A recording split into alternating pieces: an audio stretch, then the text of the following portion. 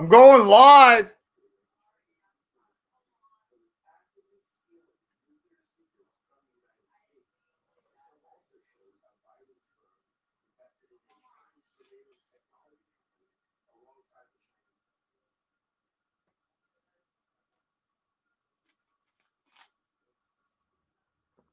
Whoa, am I live? What? I am live? Holy cow. So this is new for me. I'm doing this a little bit differently. And I want you guys to understand that this is something that I have not done before. Yes, I've streamed live on YouTube many times, but I'm doing it in a different way now. So this is not the traditional way that I used to do it. So this could be an interesting situation for me. Really hyped right now about what's going on tomorrow. So I thought I'd go ahead and do a live stream. What do you guys think? Huh? 3 of you already in here. I'm so excited. I mean, straight up. Let's figure this out. All right, we got. I know Bring the Juice is streaming live right now, and I would change it up, but I said a couple hours ago that I was going live at 5, and then they went live at 4. So, but that's okay. Multiple content providers for the Indianapolis Colts. I'm all for that, okay? All for that. Good for them. I'm glad they got UCF Jaguars on their stream. That was freaking awesome. I ended up getting James Johnson from USA Today, you know, the Jags Wire. So I was loving that. Alex, thank you, man. Thank you. Appreciate it. But so tomorrow is going to be fun. I mean, straight up fun. After I was talking to James yesterday, I realized that this Jaguars team still has a good passing attack. All right. I'm not so sure about their running game, especially with the run defense the Colts have. Let's just face it. The Colts run D is top 10 in the NFL, period. And that was before the acquisition of DeForest Buckner, who is, again, solid against the run. So the Jags, in order for them to beat us, they're going to have to do it in the air. And in doing so, I don't know, man. I think our pass rush is going to get to Minshew a lot. I don't think this team has any chance of stopping our offense in anything that we darn well want to do. I mean, they got pass defense. They picked up some pass defenders trying to rebuild their pass defense that they lost over the last couple of years, like Jalen Ramsey and stuff. They picked some people up in free agency and in the draft. I think they spent a first-round pick on C.J. Henderson, I think, you know, which was a darn good cornerback coming out into the draft. But he's a rookie. Who's he going to be covering? T.Y.? Yeah, go ahead. Put a rookie on T.Y. See what happens. No, I think Rivers is going to have all kind of fun throwing the football. I think Marlon Mack and Jonathan Taylor, they're going to run the ball like crazy. And the defense, I love this defense. I really do. Alex, okay, so I have a Darius Leonard military jersey, but it's green. And since I use a green screen, I get a lot of phasing going on around the edges of the jersey, so I can't wear that. So I broke out my old, yes. And hold on, let me turn around so I can prove to you this is not a Jamal Shear jersey. Yeah, that's right. From back in the day. Did we get a good look at that? I can't tell. Yeah, we did. All right. See, that's had to break. That's the one and only Colts memorabilia that I had from my fire that actually survived my fire 5 years ago. And I even got fire. I still got burn holes in the bottom of it from where it did catch a little bit.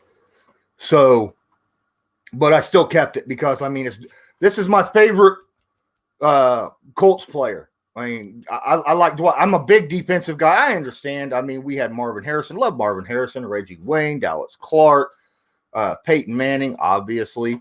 Robert Math. But Dwight Freeney was the guy. Dwight Freeney was unfreaking blockable when it came to the pass rush. So he was the first guy that I really, really, really liked in that era of the Colts. And I bought his jersey. I'm just glad I was able to keep it. So speaking of defensive line and that unblockable type people, I think DeForest Buckner is going to be that guy for us. You're going to have to put 2 guys on him, period, right?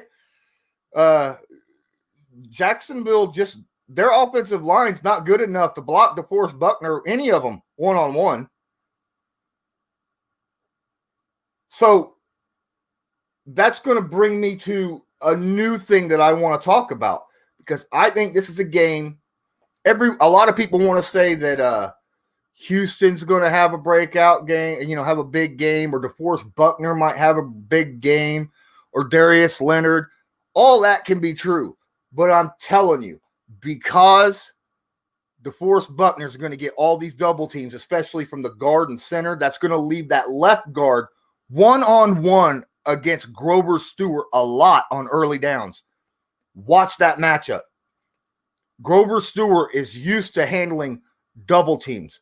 When one guy is blocking him, he is so big and powerful, he bowls over people. Keep an eye on Stewart, man. It's going to be tough. They can't double team both of them. So they got to choose. They got to pick, because, obviously you're not putting – if you double team both of them, that means either Justin Houston or Danico Autry is getting a tight end on him.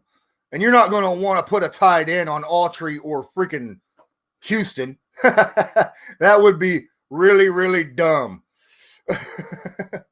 Yeah, Alex, I hear you, man. I feel that same way about it. If you give me a minute, let me share this stream to Twitter, Alex, because we only got 6 people. Everybody watching, feel free to jump in the chat. I haven't figured this whole live chat thing out with StreamYard yet. I've always ran with StreamYard, but I was going from StreamYard to Restream, and then Restream to all my other places. I'm going to try to cut Restream out, save me a little bit of money monthly. That way I could maybe do a little extra stuff. All right. But in that process, I got to figure out how to get the chats into the StreamYard so I could do what a lot of people do, is that's bring up chat here on my stream and my actual thing here. But give me a second. I'm going to share this real fast. Heck yeah. So you're excited about what do you think? The Jaguars' passing attack is actually really good. They've got Chark, they got Shenault, they got Westbrook, they got good receivers, right?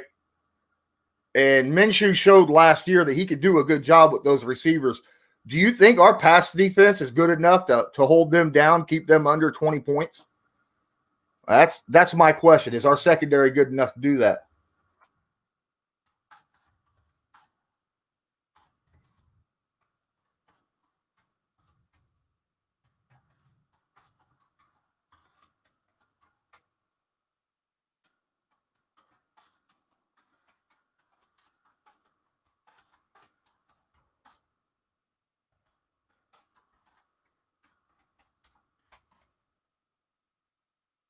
There we go. Sorry about that, guys. I had to get that out there. Wanted to make sure that people knew.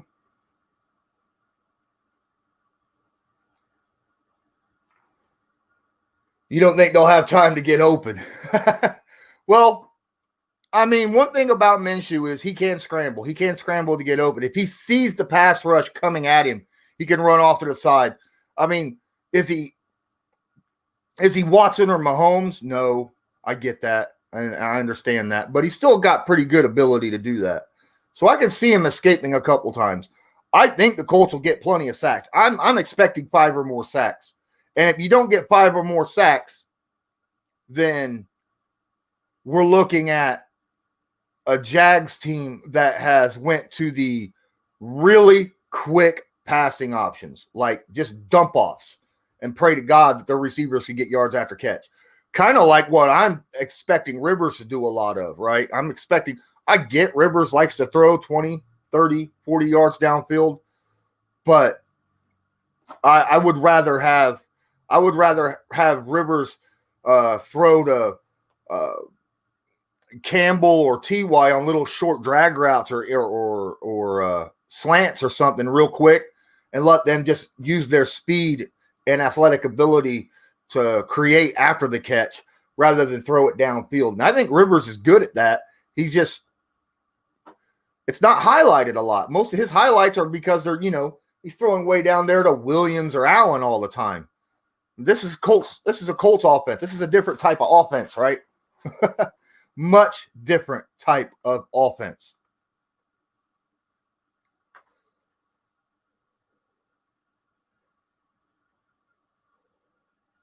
Oh, yeah. Definitely. D-line was built to stop running quarterbacks. And they were. Well, it's not just the D-line. It's the linebackers themselves, Alex. It's the linebackers themselves. The whole front seven was built to stop Deshaun Watson. Let's face it. That's what they were built to go up against, Deshaun Watson. So, and you don't get much better of a scrambling quarterback than Deshaun Watson. Everything about our front seven says speed. Even Anthony Walker, who everyone says is not very athletic, he's pretty darn quick and agile for a Mike. And being that he's a Mike, he's incredibly good against the run as well and smart.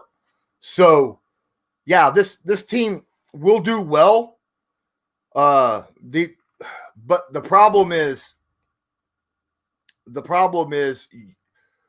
if you got a quarterback that knows where that pass rush is coming from, if there's a blitz, and he's smart enough to be able to recognize that blitz, then he could direct his players, like wide receivers or running backs or something, to go into the spot that's vacated from that blitz. That's why your more experienced quarterbacks, like even Derek Carr, the Raiders quarterback, not that good, right? But when it comes against the Colts, he somehow always seems to do really well. It's because he's experienced. He's very good at understanding where a blitz is coming from and hitting them, knowing where to throw that football at. And he's good against the zone defense. He knows where those soft spots in the zone are. I don't know if Minshew has enough experience to understand, to anticipate open spots in a zone and get his receivers in that spot quick enough.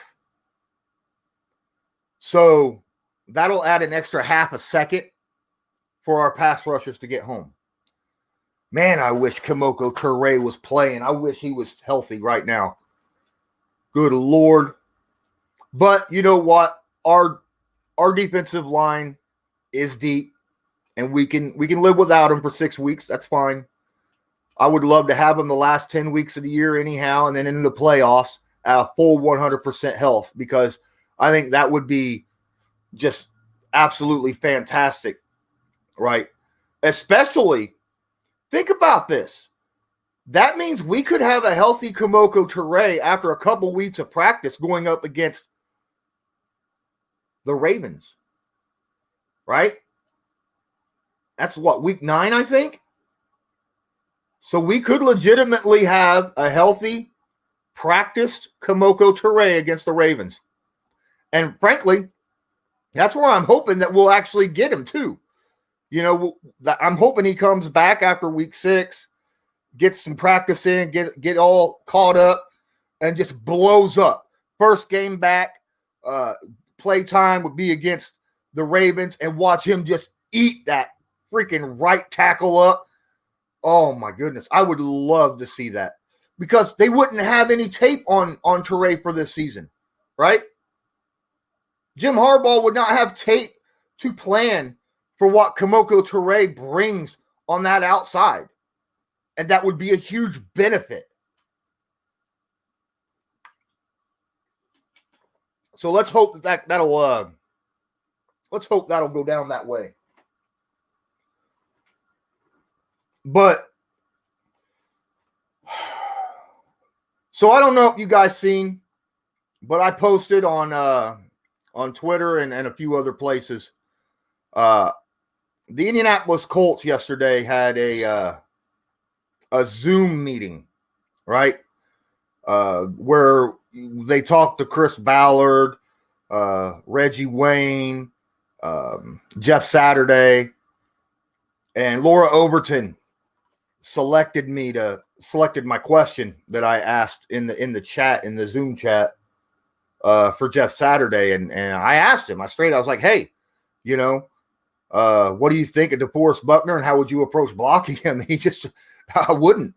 I'm glad I ain't. That was his response. He's excited about Buckner. And when you have a great offensive lineman like Jeff Saturday say, I'm excited about Buckner being on this team, that tells you something, right? And Buckner, while talking with Rich Eisen, I think it was today or yesterday, about facing Quentin Nelson, and he was like, they asked what Quentin Nelson was like, in practice, and he's like, the best right guard in the NFL, the best, and I practice against him every day, all the time, which means I'm having a really, really hard time during practice, which means when it comes to game times, I'm facing lesser competition, which will make the games easier for me. That's exciting to hear. That's exciting to hear. I don't know about you guys, but that is incredibly exciting for me to hear. That DeForest Buckner loves going up against Quentin Nelson because he knows there isn't anyone better to practice against. And I'm almost positive Nelson probably feels the same way about Buck. I mean, that's a big dude with some serious athleticism and quick feet, quick hands, good hand movement. That'll only increase Nelson's abilities. So I can't wait to see how that turns out this Sunday. Is everybody getting this game? I understand. See, it's on CBS where I'm at. I don't know about the rest of the NFL. I don't know if everybody watching right now will be able to watch it on cable or wherever. I'm picking it up off antenna.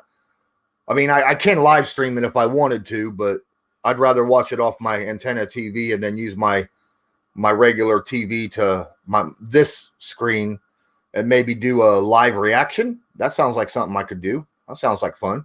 What do you guys think? Should I do a live game reaction? Or maybe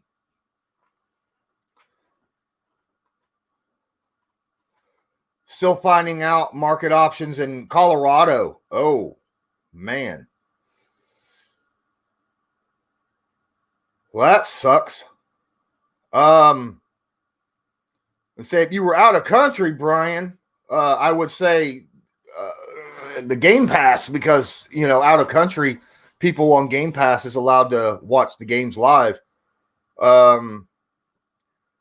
If you're a member of Reddit, I think they live stream those games on Reddit. I think you could watch it maybe on the Colts Reddit, possibly. So that's a possibility. You might look into that. I have a post-game thing that I'm going to be running, Alex, on Monday. Okay? It's going to be a live stream. Oh, you've had NFL Sunday Ticket for 20 years, Terrence. Man. Well, that's cool. I haven't had it. To be honest with you, I'm kind of poor. So it's kind of difficult for me to spend Uber's amount of money. But I do have, now at this point in my career, I can watch any game I want because of my job. My job allows me. I've got where I could watch any game. any highlight, all the coaches' film, stuff like that I want to watch, at least for the NFL. Fire Stick. I don't know. I've never had a Fire Stick, man. Never had one. But, damn, I'm still kind of freaked out that I didn't realize Brian was in Colorado. Wow. And you're not a Denver fan? I think Denver's going to have one heck of a team this year. Even losing their pass rushers this year, I think they're going to have a heck of a team.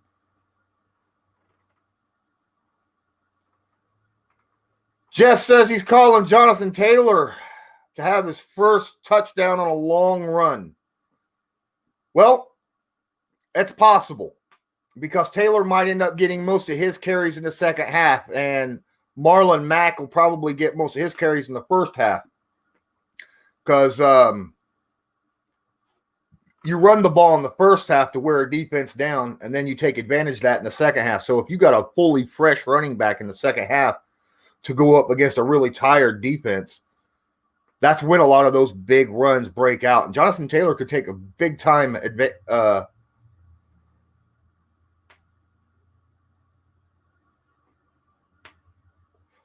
Woo! You were a Baltimore Colts fan transplant. Okay. I didn't realize that. See, I became a fan of Indianapolis when they transferred from Baltimore. So that's cool. Oh, man. I don't know how to pronounce that name, man. Sargal? Milano? Am I ready for Buckner to eat tomorrow? I'll tell you what. I hope he does. But I'm telling you that if Grover Stewart has a big day tomorrow, it's because Buckner was right beside him and taking the double teams that Stewart normally sees. I think Campbell might score the first touchdown. If it's not a running, if the first touchdown of the game is not a run touchdown, I think you're right. I think Campbell will probably get that first touchdown because I think he'll be targeted a lot in this game under crossing routes and stuff like that, because it seems as though Rivers really loved Campbell in training camp. I mean, loved him, loved throwing it to him. 1970. That was before I was I was born in 76, Terrence. So that was before my time. I got, like I said, it was about 83 when I became a Colt fan. So, I mean, I was like 7. I think that's a good time to really get into a sport, right? And I was born and raised in Indiana, and since they moved into Indiana during that time, I was like, you know what? That's going to be my team. My dad was a Green Bay Packer and a Chicago Bear fan. Chicago Bear because of, well, you know, at the time when he was growing up, there was no Indianapolis team. It was Chicago, the closest team. So that's who he followed. You was 12 and 70. Man, you shouldn't be giving away your age like that. Oh, wait, I did. So it don't matter, does it?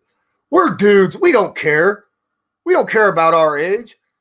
We're proud that we made it as old as we have. Heck with it, man.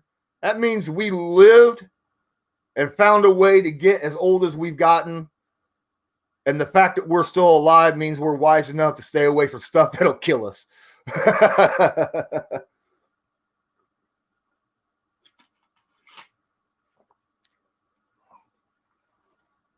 All right. So, I have a question. Yeah, exactly. Where's your applesauce? What? Oh, I get it now. That's funny. My drink of, see, okay, so here's the deal, Terrence. You're talking about drink of choice when watching the game. I haven't been drunk myself 12 years, I don't drink anymore. I quit drinking a long time ago.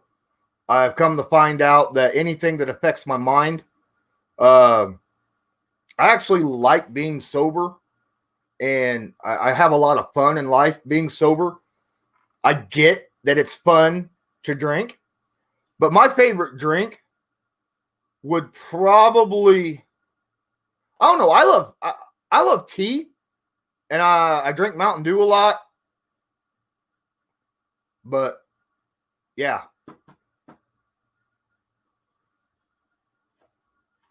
most of my comrades that I stream with, like Ray Rout and Joe Nubo. Ray Rout's a Patriots guy. Joe Nubo's a Ravens guy, and they drink. Joe drinks on screen, right there, man. He'll have his gin and juice or whatever, or beer or whatnot, drinking all the time. I have no problem with it. I have no problem with other people drinking. I just don't do it anymore. Last time I got actual drunk, I got drunk off of SoCo, and I threw my guts up for like 4 hours straight, and I was done. I was like, I ain't doing this no more. I think I've had 2 or 3 beers in my life since that time in my life, and that was because I was at a bowling alley bowling with the guys, and it was bought for me without me realizing, so I drank it, but it was like a beer, and I didn't even get anything out of it, so it doesn't matter.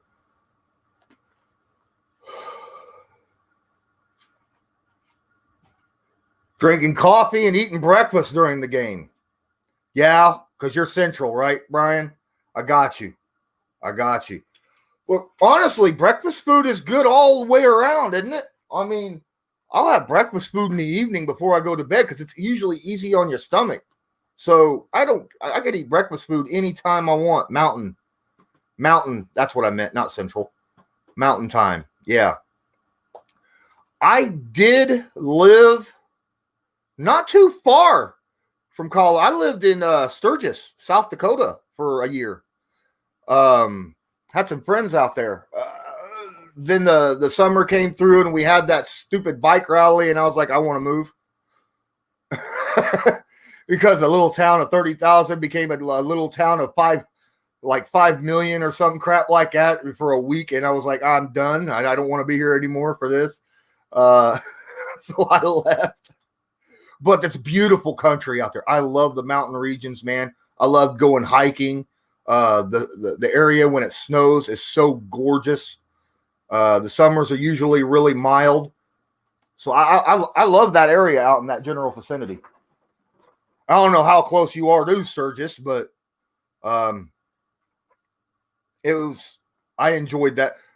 There's a mountain right there, Lookout Mountain, 2 Mile Mountain, something like that, where you can stand on top of it and see like 5 states.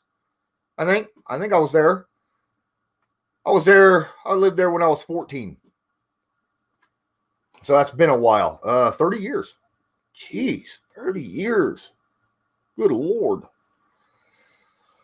So the Indianapolis Colts, we kind of got off the topic a little bit. Colts-Jags. My goodness. Yeah, I drink coffee a lot in the morning. I've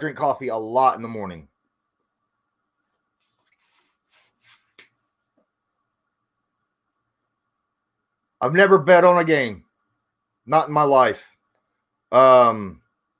I used to work at a place that had bets. Like, you get these cards and you fill out what teams would win that week, and then whoever.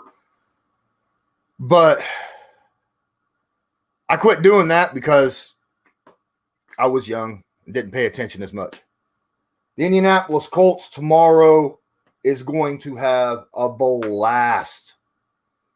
But I'm telling you, all right, no matter what the outcome of this game against the Jacksonville Jaguars, don't take this game serious, all right? Jacksonville has lost so much talent over the past 2 years that if if our running backs have like 250 yards rushing or some crap like that, don't take that as a norm. If our defense ends up having a crap ton of sacks or a bunch of turnovers, don't take that as a norm. I'm telling you, wait till week 2. That's a good time. Week 2 will be a good time to evaluate the Indianapolis Colts because the Minnesota Vikings ain't a bad team. All right. Jacksonville's not a good team. So you can't use this game to evaluate what your 2020 Colts are going to look like.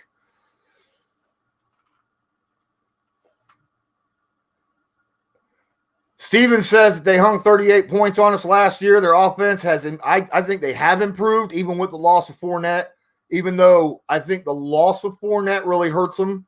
But they have Shenault now that they can use in the slot, and that's going to give Minshew a massive weapon. So it could end up being a very close game, high scoring, because I'm not 100% sold that our secondary is where it needs to be at. And this is a very good Jags passing team. I get that Alex says our pass rush will probably get to him, and I hope that's the case. What I'm banking on is that the Colts will run the ball. That they're going to play this game a lot like they did a lot of big-time offenses last year. They're going to run the football down the Jags' throat, eat the clock, wear their defense out. Keep the high-powered passing attack on the sideline. Then in the second half, that defense will be tired and the Colts will be able to do just about anything they darn well want and continue to build on that and build more points. So I can see this game being low starting out. First half, I could see it starting out 14-10 maybe in the first half. But then the second half, I could see the Colts just exploding off of them. I think the second half, it could be an explosion because I think Jacksonville will – I think the Colts will have a 2-1 time of possession margin in the first half. And if that's the case, and that defense, especially since there hasn't been no off-season workouts and stuff like that and no preseason, I don't know how much stamina their defense is going to have. They may get wore out early. And if that's the case, man, Indy needs to just run it down their throats hardcore. Yeah. See, Jacksonville was yesterday, Brian, when I had James on the stream from USA Today. He said they had 16 rookies, and like 6 of them will be starting. That sounds pretty familiar, don't it? That sounds kind of a lot like the 2017. No, yeah, 2017, 2018 Colts, right? Those years back when Ballard first came in, we had a lot of starters. Yeah, wear them down in the Florida heat. Is this supposed to? I know Florida usually gets a lot of rain, but that's usually in the southern part, not the Panhandle. What's the weather look like? I haven't actually looked at it.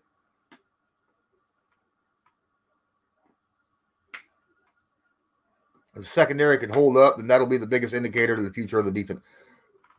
Yes, that's one thing I can say. If the secondary, that's one thing you could kind of, everything else about this game, you can kind of throw to the wind. But how our secondary handles that passing attack of Jacksonville, because they got really good receivers.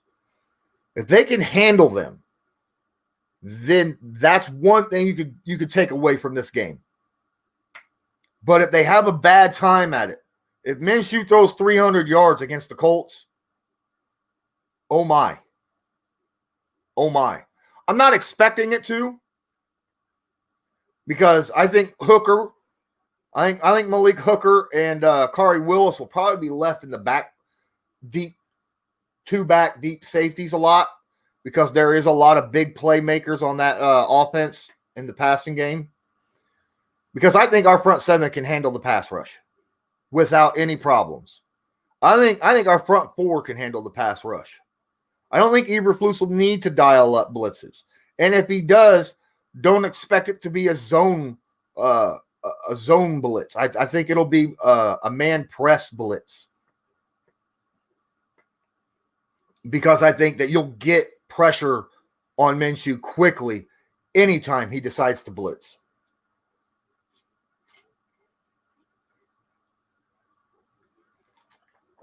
Well, to be fair, the secondary got lit up a lot because they played a lot of zone.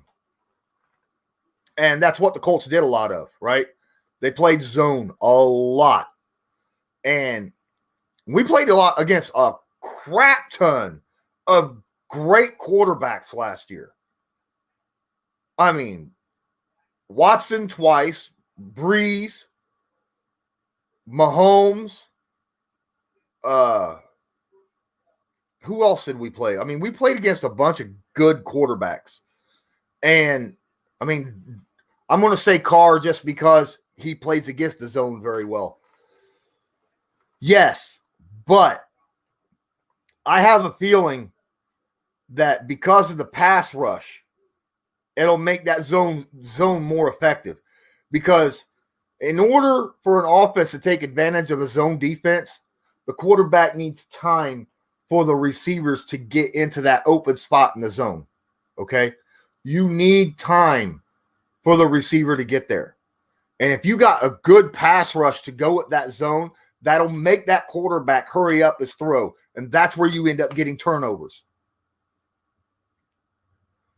So the addition of DeForest Buckner really helps, believe it or not, in a zone defense. Yes.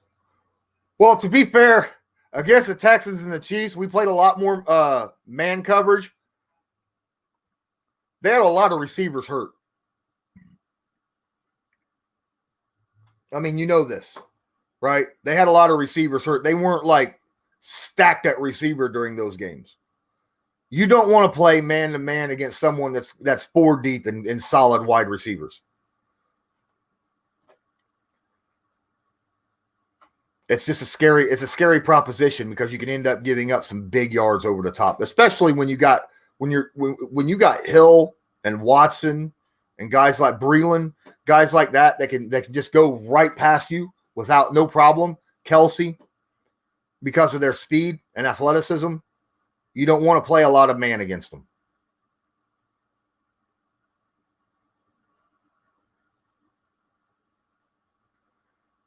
Oh, you say the Tampa Bay. I'll tell you what. The Tampa Bay quarterback also threw 3 picks against us? He threw it deep a lot. I mean, a lot against us last year. And it shouldn't have happened. It just should. He caught Hooker and Kari Willis up in the box too much. And when he'd see that, he'd just throw it deep over the top, and then Mike Evans or Godwin would come down with it. So I don't expect to see Hooker or Willis in the box as much. Willis more often, hopefully not as much Hooker.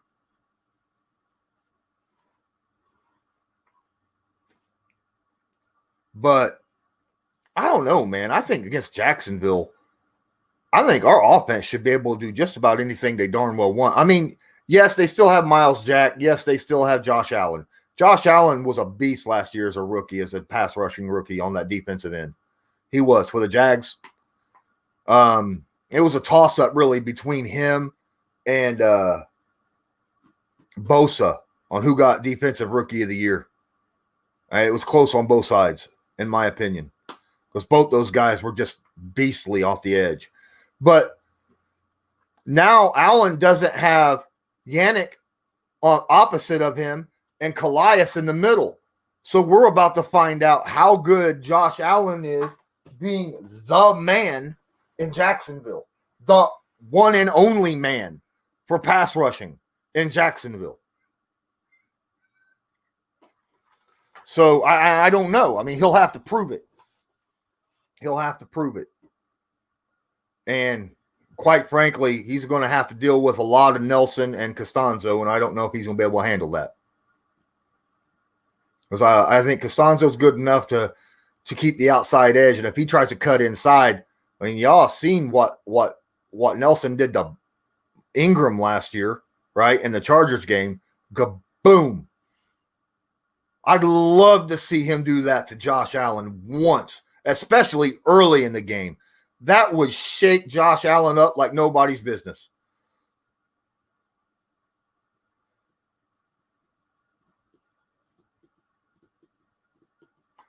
Well, last year they were kind of interchangeable. Hooker played a whole bunch in the box last year and played really good in the box.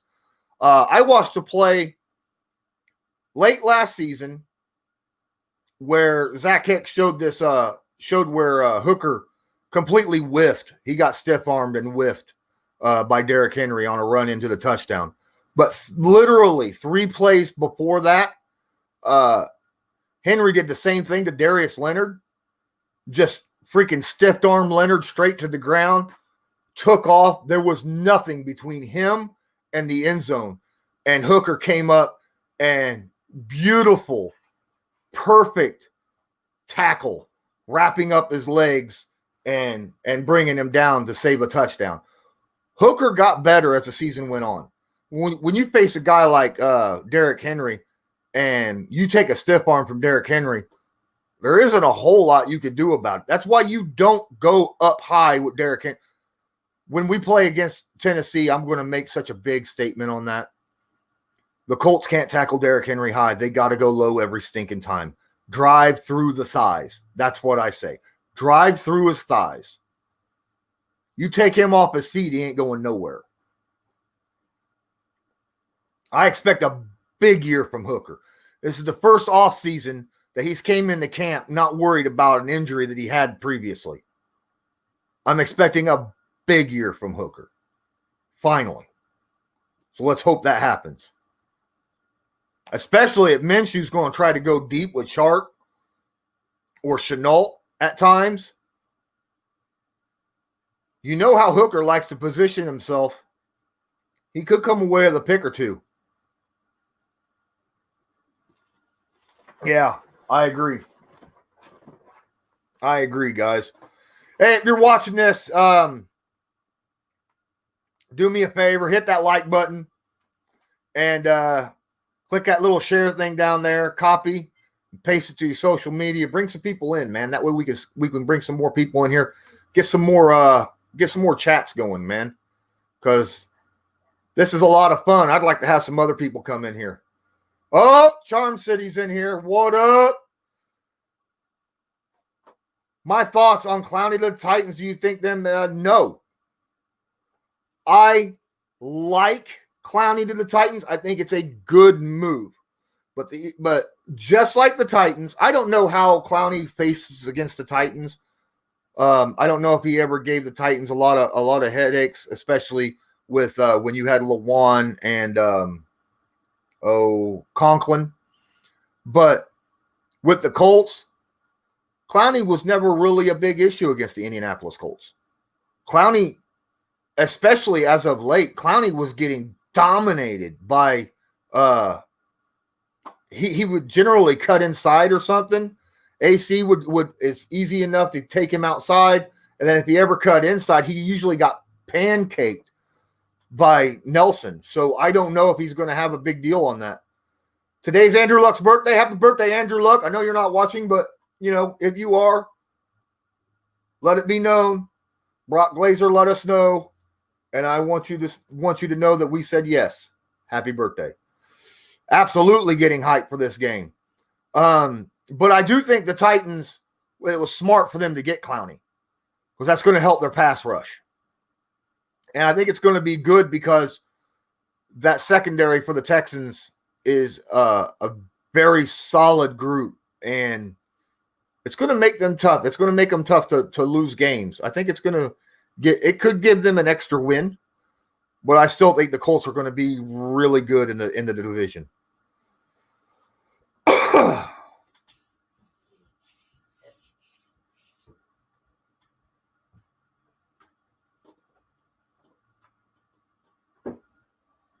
yeah. I just don't think that Clowney is going to be that big of a deal against Indy, like I said, because Indy knows how to deal with Clowney. I'm glad they got Clowney because, they need a little bit of extra, especially with Jurrell Casey missing now. But I don't know. I like Jurrell Casey. Don't get too excited, though, Charm City. Remember, Clowney likes to anticipate snap counts. All right? And because he does it, he mismanages a lot and gets a lot of offsides calls, a lot of encroachment calls. Okay? So just be prepared for that.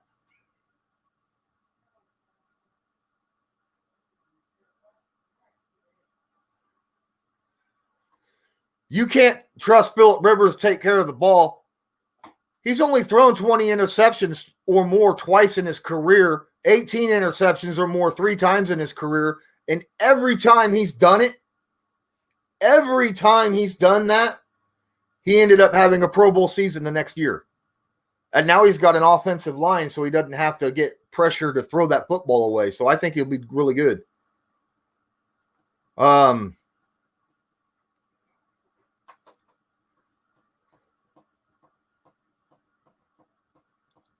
Clowney is really good against the run. Clowney's best attribute is the fact that he's really good against the run. He is. And that's going to help. That's going to help Tennessee. I'm just saying that he really likes to jump snap counts.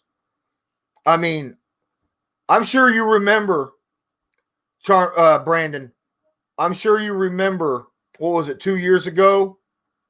Week 17, right? You remember how that game ended, right?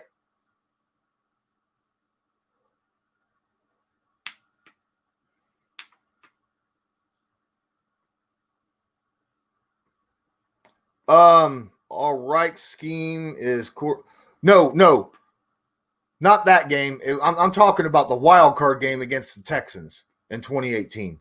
That's the game I'm talking about. The wild card game. Yeah, you're right, Brock.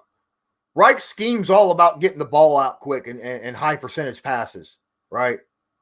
And when Reich and Rivers was together, Rivers went to the Pro Bowl. He had low interception ratios, high completion percentage, low interceptions. I think he threw for like 4,600 yards and good touchdown to interception ratio. Expect the same thing because it's pretty much the same offense, right?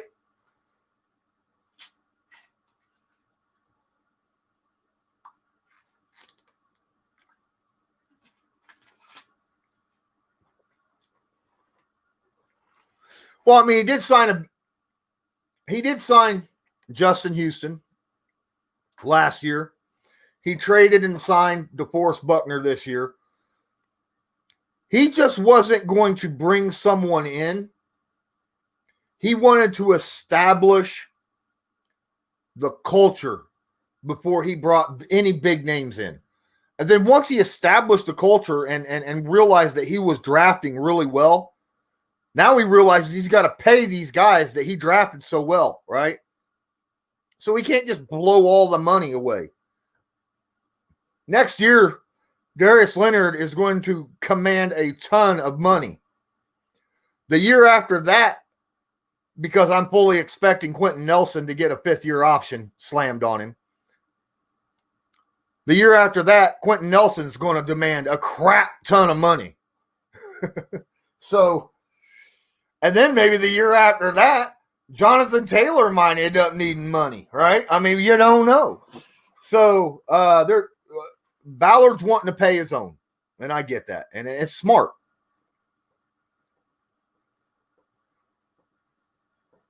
No, he didn't get a double-digit sack. I think he got 9.5 sacks, was the most sacks he's had in his career. So what do I think the Colts need to do if Rivers doesn't come back? If the Colts go after Dak Prescott, I'll quit being a Colts fan. Well, okay, no, I won't be a Colts fan. I'll still be a Colts fan, but I'll be incredibly disappointed with him. No way on God's green earth do I think Dak Prescott is worth $40 million. If you want to know what I think about Dak Prescott, you go to my film room breakdowns and scroll through there and go to my Dak Prescott film room. I look to see if I thought he was worth 35 mil. I don't think he's worth that. They could bring another quarterback in as another stopgap and keep checking on Eason. I want to see how Eason does this season, how he progresses. I don't expect him to be ready next year, but we'll see what happens. Do they pay Marlon Mack? Terrence wants to know. I would love to see Marlon Mack on like a 3 or 4 year deal for like $8 million. That's probably the most I'd offer Mack. But if Mack would sign an $8 million a year, 3 or 4 years, oh my God, could you imagine having Mack and Taylor for the next 4 years on a single running back contract? You know how dangerous that would be to have that offensive line and that kind of a 1-1 punch at running back? Oh my gosh. That'd be scary. I agree, Brandon. I think he's a tier 2 quarterback, and that's why I wouldn't pay him $40 million like what he wants. Zeke O-line. Yeah, without the O-line. That's one of the big things about Dallas last year is their O-line was hurt a lot. Say that probably not because you drafted Jonathan Taylor, which means Mack will probably be gone. That don't necessarily mean that, though. It doesn't necessarily mean that. I mean, when you have 2 good running backs, that just extends the life and health and keeps them fresh throughout a year, right? If you have 2 good running backs and you're only paying for basically one of them, then later on in the season, because you're splitting carries so much, they're still healthy week 16, week 17 in the playoffs. And that's when the running game becomes the most important, is in the playoffs. So you want fresh running backs in the playoffs. So a very smart thing for Ballard to do would be to sign Mack, if he would sign for $6 to $8 million. That's what I think. I'd rather have, I believe that too. I really hope that they do work out a deal.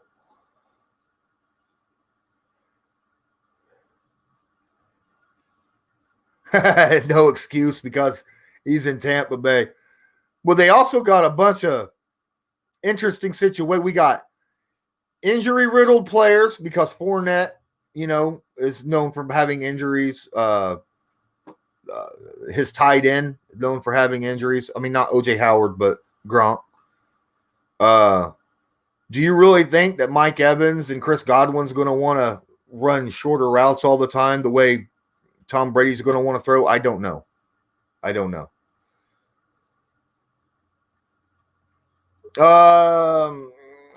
If I was a GM, I would want a running back like Kamara, Christian McCaffrey. Yeah, but I wouldn't want to pay the $16 million they're getting. Kamara just signed a $15 million a year contract. Christian McCaffrey's got a $16 million a year contract. Hell, Dalvin Cook just got $12.5 million today. Same with Kamara's, was today. Wow. I like running backs. I love running backs, but I think you could get very quality running backs and not have to pay out the nose for them.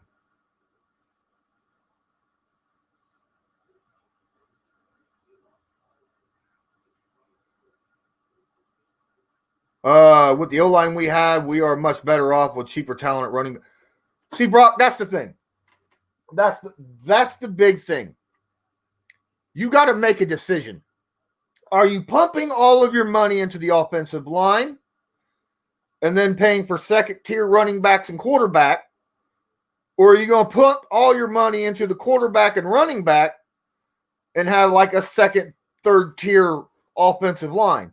I'd rather have the offensive line. Okay? Don't get me wrong. I'd love to have a franchise freaking top 5 quarterback. We all know that, that works in the NFL. But you can really get to where you need to go with a great offensive line and a top 15 quarterback.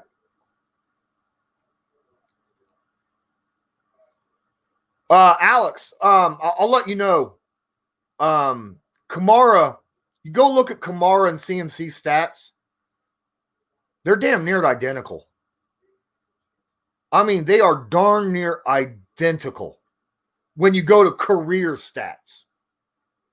CMC didn't have that much in his rookie year. Kamara had a little bit more his rookie year. But when it comes to like average per catch, average per run, total attempts, total receptions, they're almost identical. And that's why Kamara got paid the way CMC got paid. Oh, dude, Steven, I've said it multiple times. I think Dak Prescott will be looking for a team next year, and Andy Dalton will be the starting quarterback for the Dallas Cowboys. Because if that offensive line can stay healthy this year and show they can stay healthy, that team will be built for a pocket quarterback. And Andy Dalton would tear defenses apart if he had that offensive line healthy with all them weapons around him. Yeah, CNC is pretty much the whole offense. I agree. But, I mean, you can't pay him as a whole offense either, though, because you need money to start bringing in other people. They do have one good wide receiver on the Panthers.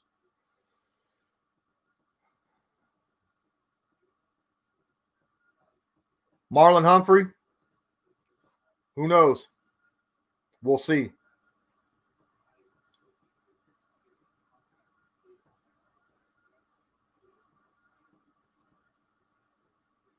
What we do with it is the thing. Now right gets tested. Yeah. I'm excited. Tomorrow's game. I'm thinking that the Colts will probably, like I said, I think they'll run the ball 30 plus times tomorrow. I really do. And I think that Rivers won't throw the ball. He'll probably throw a couple deep balls. But I think his average air yards will probably be around 8, 9. That's where I think his average air yards will be. I don't think they want to show too much. I wouldn't want to show too much facing the Jags, would you? I'd want to keep a lot of their specialized tricks and stuff like that in the bag for when we start playing tougher teams. Now, don't get me wrong, I want to beat the Jags. If we're starting to lose against the Jags in the second half, you bring out whatever you need to bring out to win. But if you can win off of just playing fairly vanilla offense, I would. If you could win playing fairly vanilla defense, I would. And I would try to do that against the Jacksonville Jaguars, at least the first quarter, and see how that works out. If you're winning by the end of the first quarter, if you're up by a field goal or a touchdown at the end of the first quarter, keep playing vanilla and just win the game.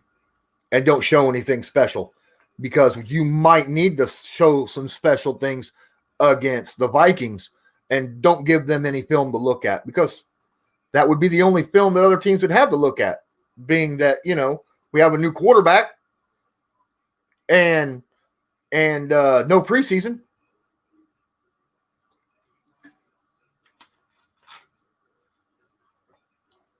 Now, see, Brandon, you're saying the Jags are tanking. I'm going to tell you something. The front office might have the Jags tanking. Doug Marrone and those players and coaches, they're not tanking. They're going to play their butts off because they're playing for their contracts and their careers. Even if they don't feel they'll be on the Jags, their take this year is what's going to get them paid next year. And you're not going to go to a different, like, let's say Marrone's looking for a freaking team next year, right? Because he starts off terrible and he's like ends up being 2-14. He can't just look at the owner of a football team and go, well, I mean, you can't look at that because we were tanking.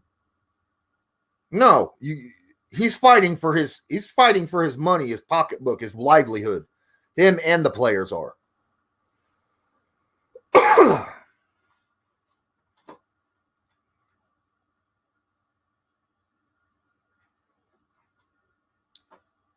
I like that analogy there, Brian.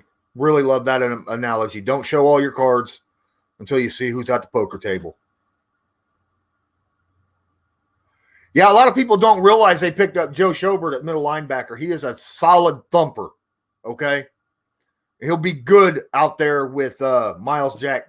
Jack is now moved from middle linebacker because he never should have been a middle linebacker. Jack's now a will, like Leonard, and that's where Jack should have been. And I think he's going to be very good at will.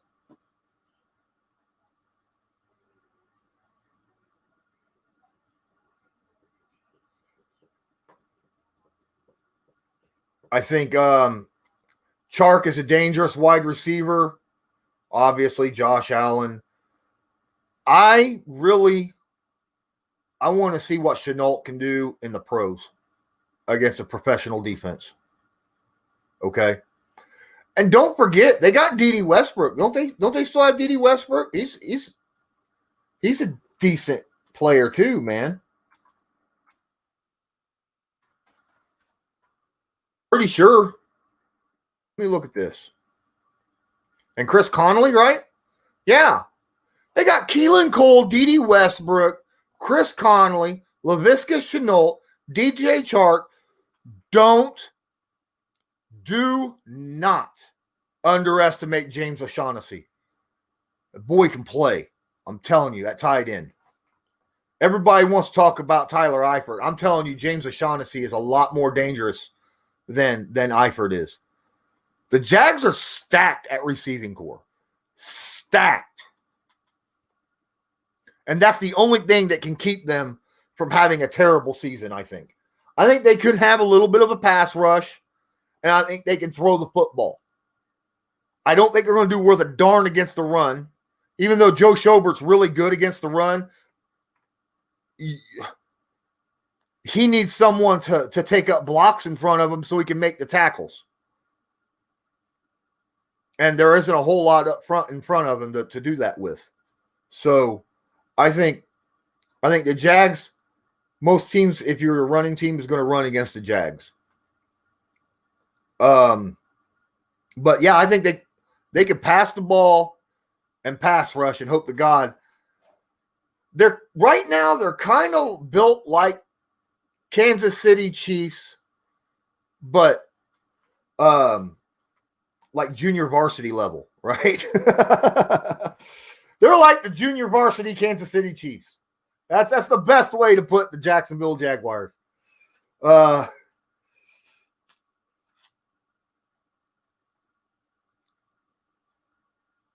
Yeah, that's exactly what I was saying. When you're playing against a team that's really deep at wide receiver, that's why you play a lot of cover 2 and cover 3. Yes, absolutely. You play cover 3 when it's 3rd and long, but cover 2 when it's not 3rd and long. But yeah, I think the only thing is, I think that, obviously, one thing I'm really scared of right now for the Colts is injuries. I'm worried about the injuries.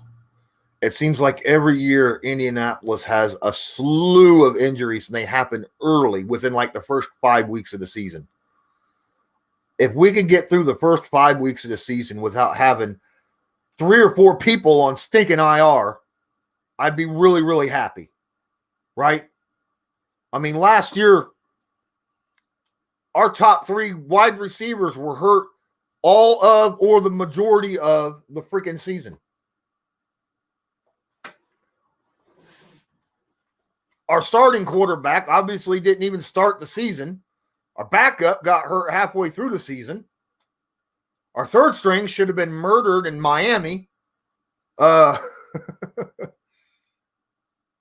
Yeah, but here, Brock, like I was saying earlier about Kamoko Toure, I'm actually semi-happy about, I'm okay with the situation because he's on the pup, which means he can't play.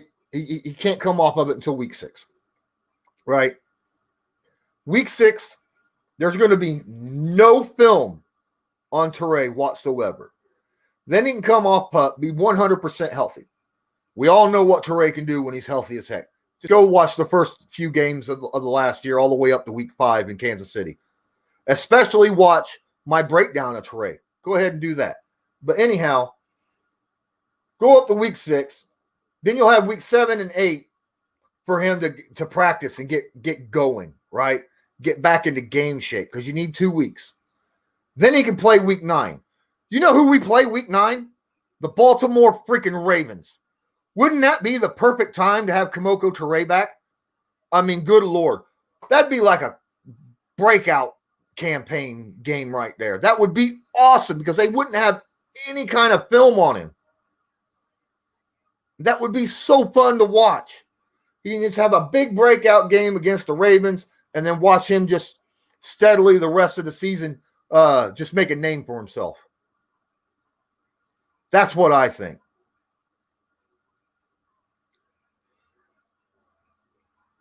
Exactly, Alex.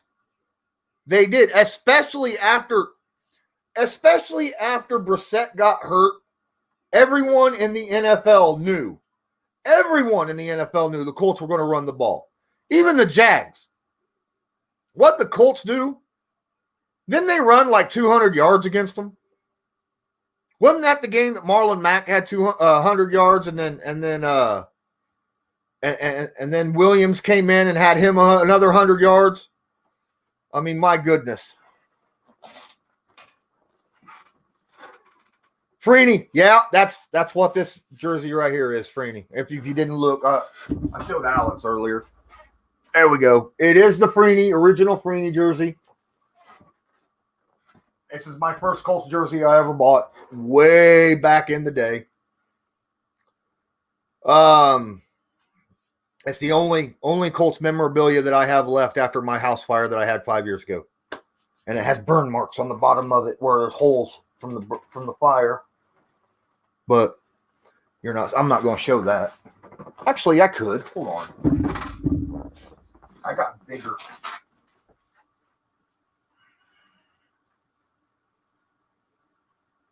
There it is.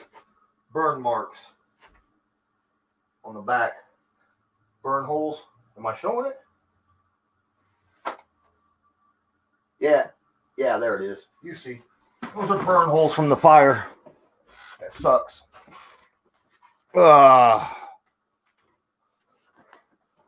Oh, did they, Justin? They just got done with their stream? See, I announced this. Everybody knows I do my streams at 5 p.m., Justin. That's what I've been doing for over a month now. 5 p.m. Now, I know I had to move it to Fridays for my pregame breakdowns, but I still want to keep my Saturday 5 p.m.s for the hype stream, the game prior. So that's what I want to do. You have a Freeney jersey as well? Great. That is freaking awesome. See, I wear all my jerseys. But then again, I don't have, if they had signatures on them, that'd be different. But actually, I got something. A really hungry moth. No, this was not a moth situation. That was a fire. I had it was underneath a bunch of clothes. And I happened to get that out at the time. It wasn't hanging in the closet when the fire, because all my stuff that was hanging in the closet had to get thrown away. It either got burnt or just smoke damage was terrible. But no, this was actually put up, and it was actually in plastic. I had never worn this before that day, and it was still in plastic, and it was in my drawer, kind of put up, and a lot of the clothes on top of it got burnt, and the plastic melted, and it got a couple holes right there. That's what happened. I want to show you guys something, and I'll be right back. Give me 30 seconds. And I'm going to show you something that I got in training camp last year. Oh.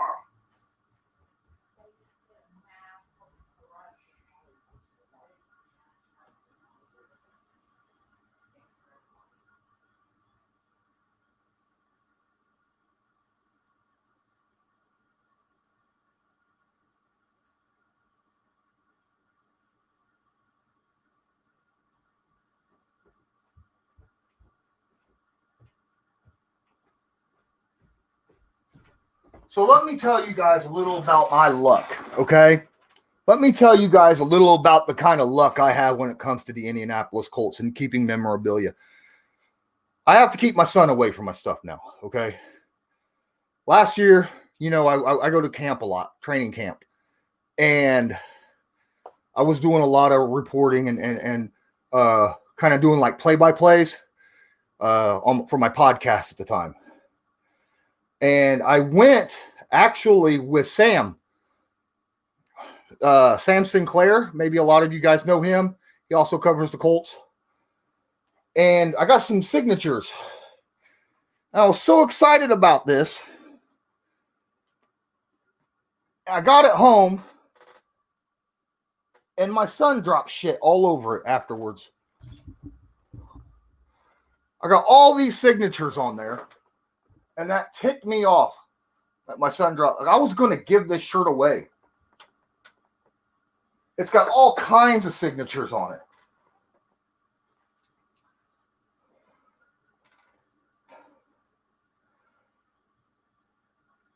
But now it's just something that I have to just put up and just be like, well, I got it, but I can't give it away when it's got stains on it. No one wants a stained up shirt with a bunch of signatures. One of the signatures, believe it or not, is there's a bunch of them. The first guy that signed it was Mark Glowinski. And then another signature was Kari Willis. I got Zach Pascal. I got a bunch of guys on here. So it was pretty cool. Who's your favorite Colts player to watch? Brock asks. Leonard, because he brings the energy to the team, is yours. Okay. I like Marlon Mack. I know that's weird. Now, obviously, I'm going to be watching a lot of DeForest Buckner. I like Mack because you never can tell what he's going to do to gain extra yards. Is he going to lower his shoulder? Is he going to pull a spin move? Is he going to pull a juke? Is he going to drop a stiff arm? You don't know. Is he going to double up on him? You don't know what he's going to do in order to gain extra yards. So I love watching what Marlon Mack does when he's got the ball in his hands. It's just absolutely great to watch him.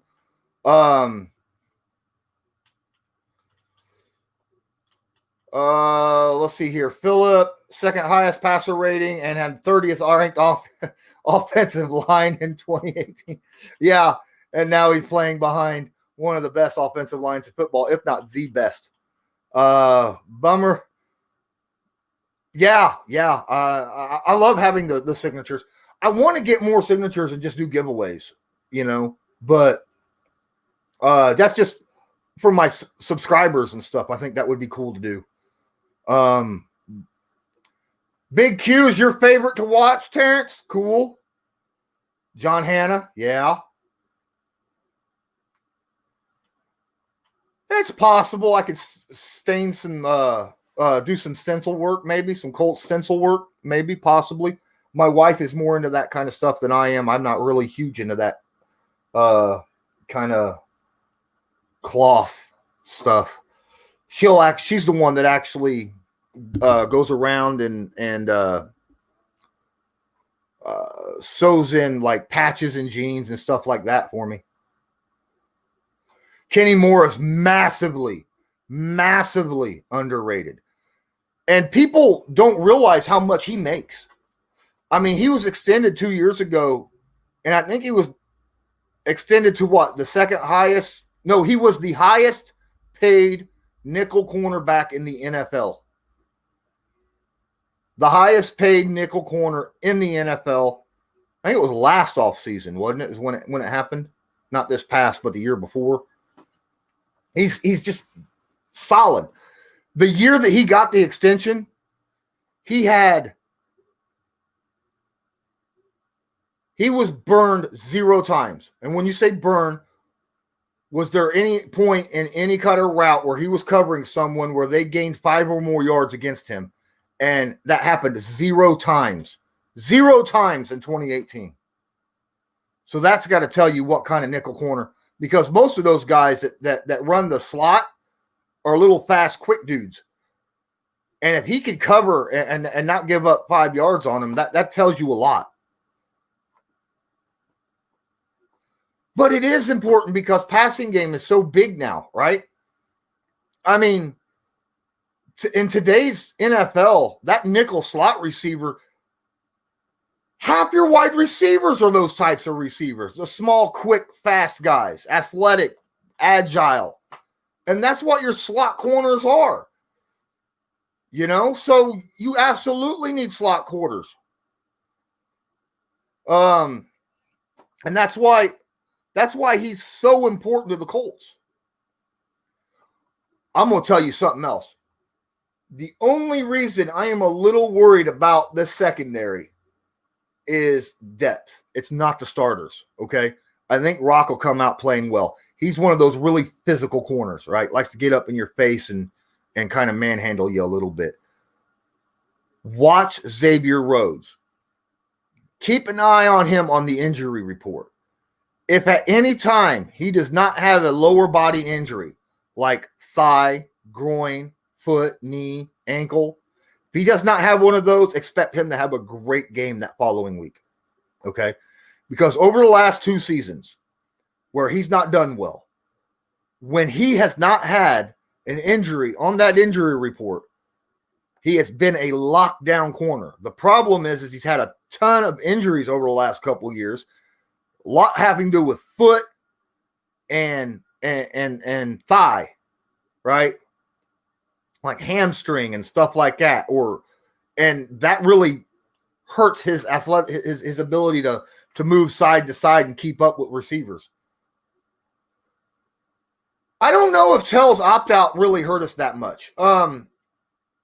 Because I like Marvell Tell,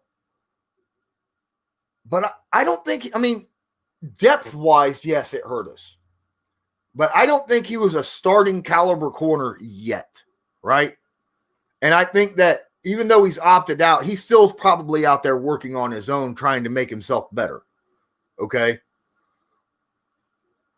Does it hurt our depth? Yes, but I don't think, yeah. I don't think it hurts our starters. As long as our starters are good, I think we're solid. TJ Carey will be a really good backup nickel to Moore, to Breeze Moore. And if Moore ever goes down for a short time with an injury or something, which, you know, happens from time to time, I think TJ Carey will do a really good job stepping in for him. But past that, our safeties are going to be solid. Blackman can play cornerback. Blackman was a cornerback before he became a safety, and he was darn good at both. So we'll see. I have no concerns over our safety position whatsoever, as long as they stay healthy. We have 2 good starting safeties.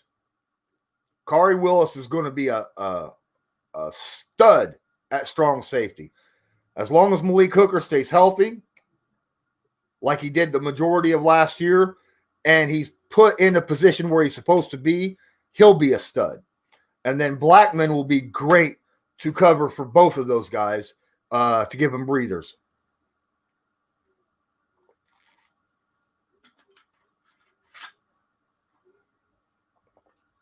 Tight end, we're a little hurt right now. Now, Jack Doyle had a little bit of an injury, I think last week. He's not on the injury report this week. Tight end wise, Trey Burton's dealing with a calf injury. I think I'm guessing he's From what I'm understanding, he'll be out a couple weeks. But Mo Alley Cox is a beast, and nobody even knows. Outside of Indianapolis, nobody even knows who Mo Alley Cox is. And Mo Alley Cox is going to really show a lot of people, I think, who that kid is. He's an ex-basketball player, big boy, got athleticism. And the fact that we got 2 tight ends that not only are really good at run blocking, but can help in the pass game. And that's what I like about it. I don't know about Isaiah Rodgers. I really don't know a whole lot about Isaiah Rodgers. Oh, but IR is only a 3-week thing, right? IR this season, they could be taken off IR within 3 weeks because it's a COVID IR combination now. And it's unlimited how many times you could put people on the COVID IR and how many times you could take them off. So it's 3 weeks minimum.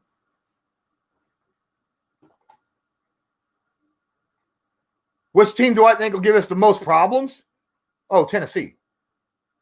Tennessee. Tennessee is, I think, outside of Indianapolis, I think Tennessee's the most rounded team in the division, right behind Indy.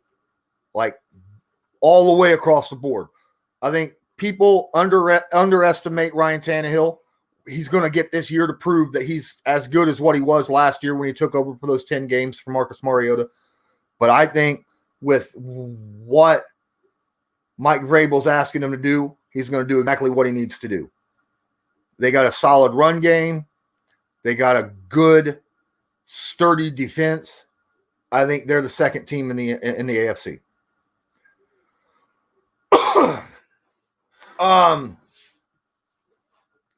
Yes, I am excited to see about Rocky Sin as well. I want to see how he steps up as well. Oh, dude, talking about the Ravens, man. I'm not going.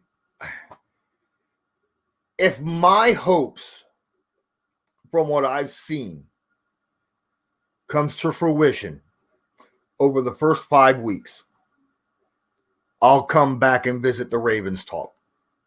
As of right now, I think the Colts are built to beat the Ravens. Much like they're built to beat Kansas City. Oh, yeah, he was number 1 in rookie cornerbacks, Steven. When it came to rookie cornerbacks, he was the last 7 weeks or the second half of the season, he was ranked the number 1 rookie cornerback in the NFL.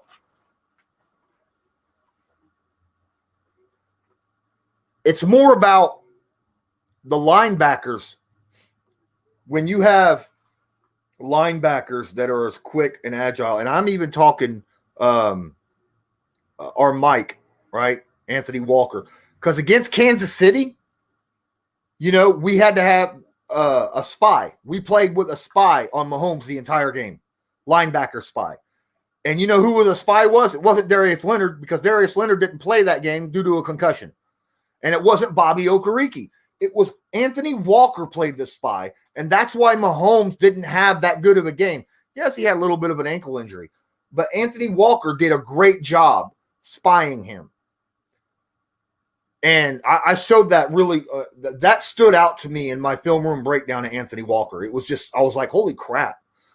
He sees things before it happens and then reacts to what he knows is about to happen before the play even happens. That's how smart Anthony Walker is. That's what makes up for him being slightly less speedy than Darius Leonard or Bobby Okereke, is because his intuition of the game and knowledge of the game allows him to react faster than the other players on the field.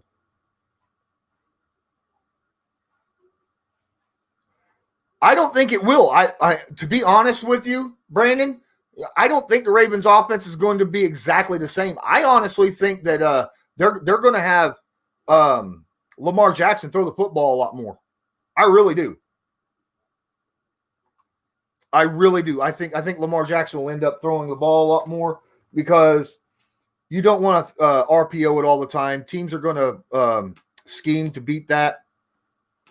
And so I think they're going to switch it up a little bit. And in doing so, it's going to mess up some other teams again. They're going to get away with with doing something different that teams aren't expecting. And they're going to end up winning a bunch of games because of it.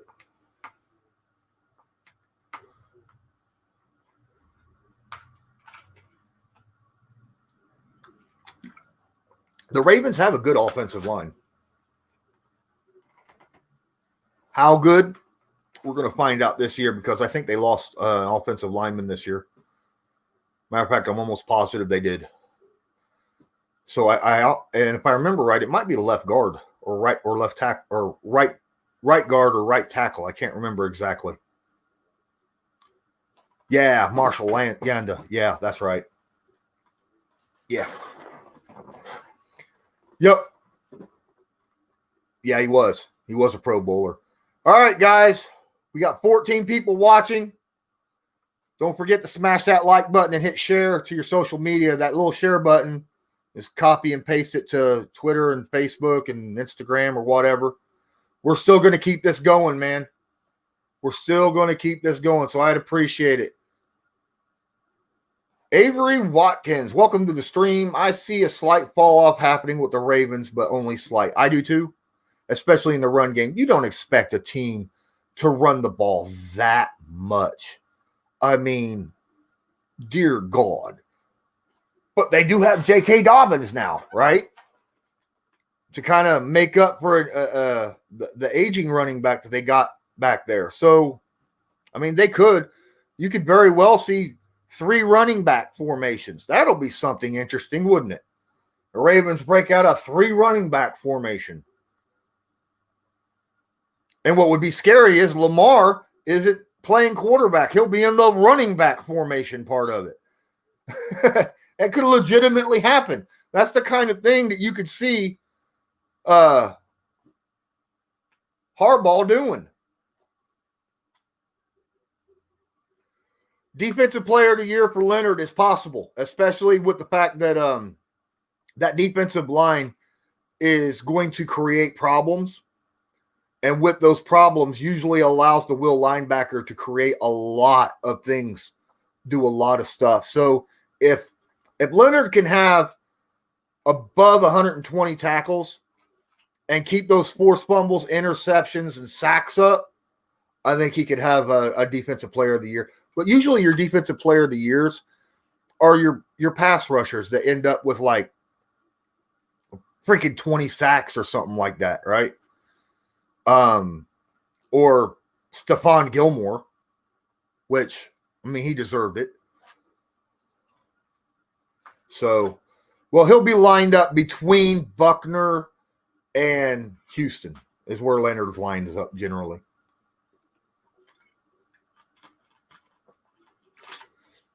Which, I mean, that's not a bad place to line up, right? There's a lot of Pro Bowls sitting between Justin Houston and DeForest Buckner. There's a lot of all-pros sitting between DeForest and Justin. I mean, come on. And then Leonard right behind us. So that trio right there, that little triangle's got a lot of talent right there.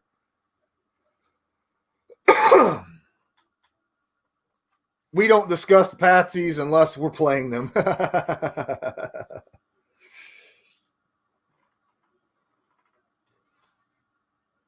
Well, I have to talk about the Patsies a lot because of my job on Sportscaster, but that's fine. I understand what you're saying. You may have said this already, but you think we'll progress this year? Yes. He progressed at the end of last year, Avery. I think that Yasin is a very solid man corner. And my alarm is going off, so you got to give me a second. I didn't realize my alarm was set.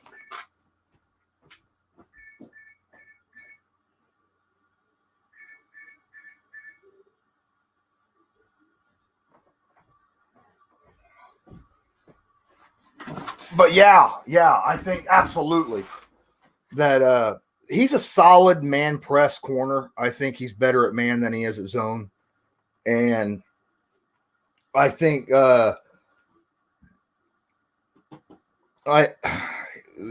he got beat a few times. I think having Xavier Rhodes is going to be an absolute monster help because Xavier brings a lot of experience. And from what I understand, Rock's been in Xavier's hip pocket the entire training camp, asking questions. Okay? And that's what you want to hear and see a lot of. So I'm very excited that Yasin might actually have a really good season this upcoming season. I mean, we could have a terrible passing defense and we could have a great passing defense.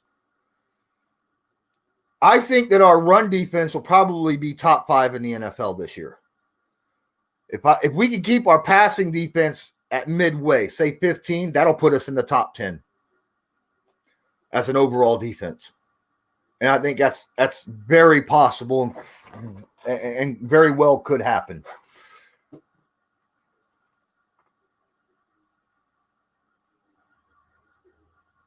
Yeah. Well, I mean, I don't know who we're going to. Dear God. The Colts have got so many good teams that they play against. I'm actually. I don't want to get ahead of myself. I don't want to get ahead and start talking about the Vikings because we're talking about the Jags right now and the Colts playing the Jags. And I'm telling you, I think the Colts are going to break 200 yards rushing against the Jags. I think they're going to run the ball 30-plus times.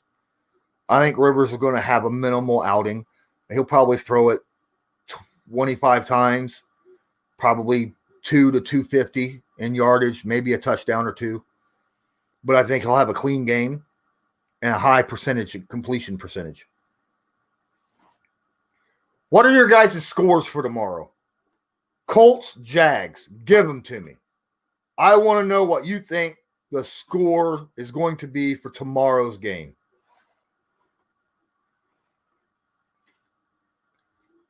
And let's be somewhat realistic. I don't want to see 100-0 pop up in my freaking chat. 28-14 Colts. That's very close to what I've got, actually. 38-10 Colts, Justin. Nice. I'm right between you and Brock. 37-13. Steven's closer to me than anyone else. 34-18. Let me take that back. Alex is now closer than anybody else. Avery, 27. I love these scores, though, guys. That is an awesome score list. I got 35-17 Colts. Alex was so close to what I was going. Colts, 26. Hey, that's still, I don't see anyone here with the Colts winning by less than 10. No one. Brian's got 13. Avery's got a 10-point win. Stephen Benedict is coming back in trying to be an ass. Jags 13-10. You already had the 37-13. You're just going to have to stick with the first one. Harrison, height, 30-10, Colts win. Terrence got Colts 34-17. That's what Alex said.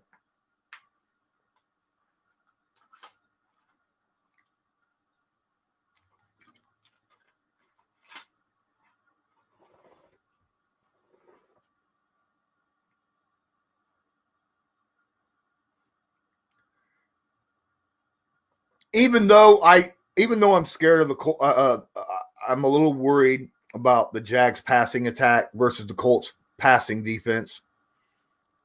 I think the big plays will be limited because I think we'll keep both of our safeties deep the entire game because I think Matt Eberflus is not a stupid defensive coordinator. He's going to see the dangerous deep pass plays. He's going to have somebody back there to make sure that those 50-yard touchdown passes don't happen. Walter Reed's got 41-20. What up, Walter Reed? Thanks for joining in. Appreciate you. It is going to be a test. I completely agree. I said that earlier. Praying he somehow ended up with the Colts. Yeah. Yeah. Well, guess what? He did.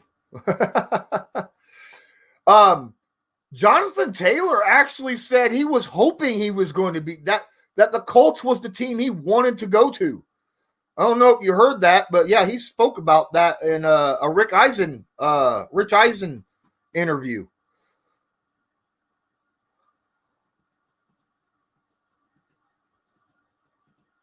Yeah.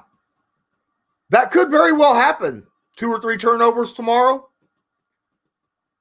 Absolutely. But you got to remember also, this entire training camp, Matt Eberflus has been hammering it into all the Colts players about getting turnovers. And it's not just interceptions, but ripping the ball out, obviously, right? Big thing with Kari Willis was talking. That's something he wanted to get impressed on was getting better at creating turnovers. Something in the passing game. In the passing game, you can actually help yourself get interceptions by watching what's going on the field. If there's a throw to somebody who's already covered, you could help get turnovers by just running behind them, because you set yourself up for a tip drill. People say, well, that's just lucky that he was in the right place at the right time. That player put himself there on purpose because of tip drills. So if someone's already covered and you can get there as well, that's why you come up behind the play in case there's a tipped pass.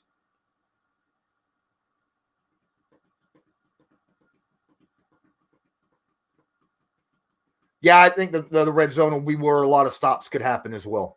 I think they'll get some passing yards. Avery says he hopes Malik Hooker has an amazing season this year. I do too.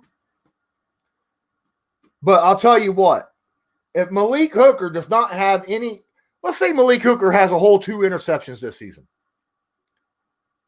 That doesn't necessarily mean he's had a bad season, right? Sometimes no stats means great play because you put yourself in a position to where quarterbacks ain't throwing in your general direction. But sometimes bad stats are bad stats.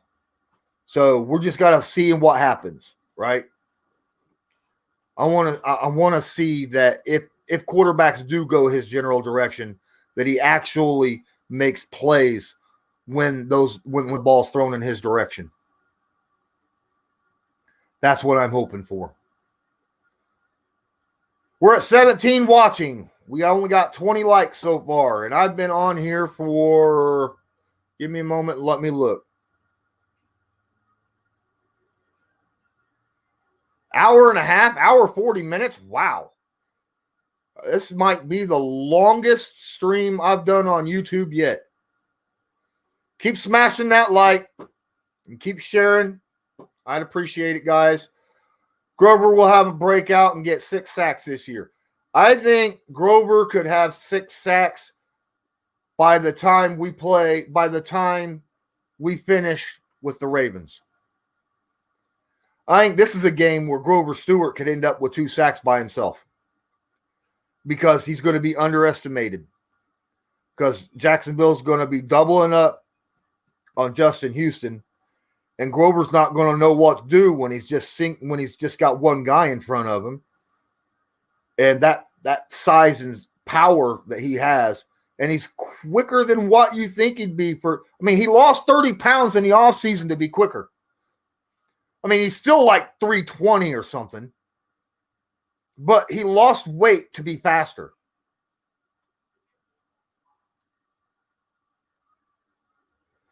Exactly. Byron Jones. Yeah, that's exactly the way Byron Jones is.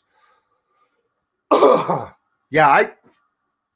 I think Grover Stewart will be the biggest breakout early in the season.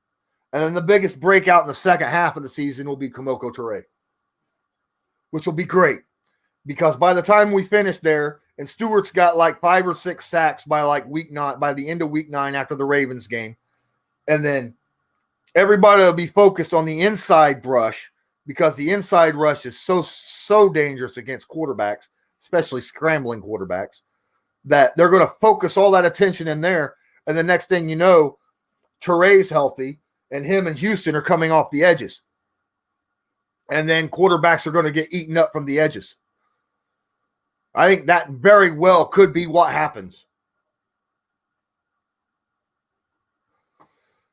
Yeah, that's what I was saying. Drafted, he was like 350. Now he's down 320 or less. Yeah, that's exactly what I'm saying. He's lost weight. He's faster. He's still strong as a beast.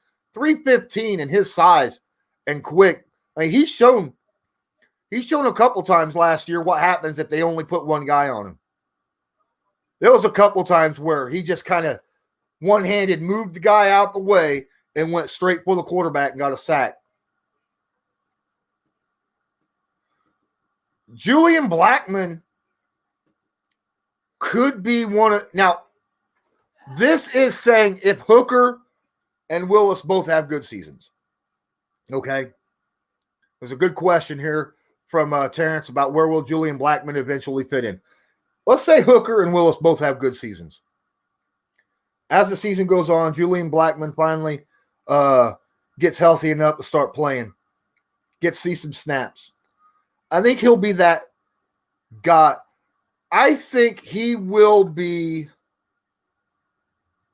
that guy, that Swiss Army knife secondary guy who could come in and spell Hooker, spell Willis, maybe spell a outside cornerback at times. I think he'd be great. I wouldn't want Blackmon at nickel. We got two really good nickel. We got TJ Carey and we got Kenny Moore. Those are two really solid nickel cornerbacks. I think he could play outside, though. Sorry, I got something in my eye. Oh. I think a dime back might not be bad. Put him on the fourth receiver. Eddie Hope. Really dig to my film study. Appreciate that, man. I really do. I really appreciate that. Thank you so much. That's what I do those studies for, man, because I have questions myself. And I figure, you know what? If I'm going to study film to find out more about these guys, I might as well break it down, record it, give it to you guys so you can see what I see, right? Because I'm not the only one that wants to know this stuff. So I appreciate the fact that you like that. I really do. Thank you.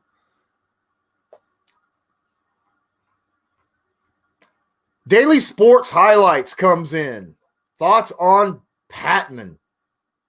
Eddie Hoke's got 35-10 Jags. I hope so, Eddie. I hope that's it. I have not had the opportunity to get all 22 film on Dez. All right. So I really don't know a lot about Desmond Patman. I don't want to go by highlights, okay? I want actual all 22 film so that I could really break down the guy and have my thoughts on him. But I have been so unlucky. I have not been able to get any kind of 22 film on him. So if someone has 22 film, that would be great, okay? Hook me up because I would love to break some all 22 film. I mean, Pittman's not that fast. I mean, Pittman's what, 4.5 receiver? He's not a burner. He's got enough speed to break away. But speed doesn't mean everything because, I mean, Ryan Grigson drafted a little small T.Y. Hilton type receiver. Not saying he was like T.Y. Hilton. I'm just saying the type, right? And now he's went through the Colts. Now he's went through New England. And now he's in Seattle.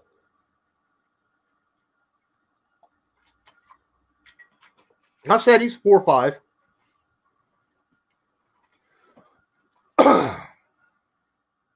Oh, yeah. Eason's going to be a beast. From what I'm understanding, everything that I said that he needed to work on to be a good quarterback, I've been hearing nothing but he's been working on that in training camp. So I got high hopes for Eason. Ashton Doolin more likely to dress on game day. If we don't re-sign, we'll be glad to have Patman. I think y'all are underselling Paris Campbell. I'm telling you. He's average wide receiver height and super fast. And from what I'm understanding, he was catching everything Phillip Rivers was throwing him at training camp. All I hope from Campbell is that he's able to stay healthy. And there's a lot of players, believe it or not, there are a ton of players that come out of college, come in the NFL, and have injury-riddled first and second seasons because they're not used to the NFL. As many games as they play, how much they hit, that kind of stuff. Their body, you physically have to change your body in order to not have injuries in the NFL on some players. And it takes a year or two to do that.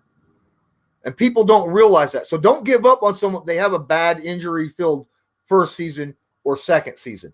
It's that third season that you got to really stamp on. All right. Campbell could have a really good season this year. And he's 6 foot tall. Like I said, an average height. So he's not like a short, fast dude like T.Y. or Hill or Antonio Brown. He's an average height wide receiver with the exact same speed, which is just scary. I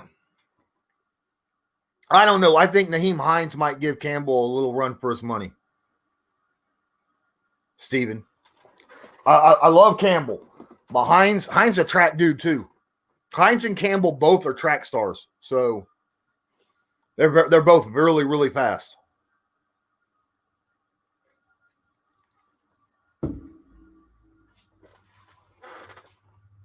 I'd like to see some of that track speed.